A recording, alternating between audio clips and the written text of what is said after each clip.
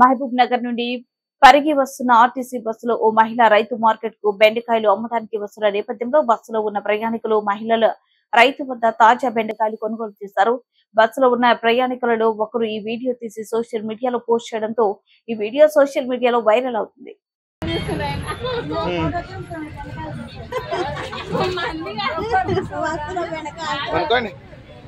కూరగాయలు బస్సులు కూడా రాడేళ్ళు అంటారు, బస్సులో కూడా అమ్ముతున్నారు.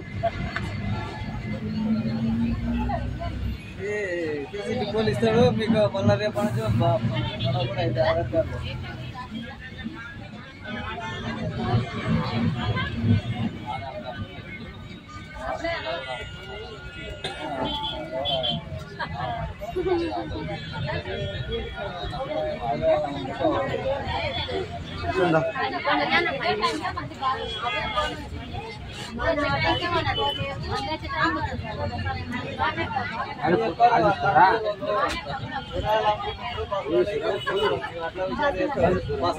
కూడా అయితే పెడతాడా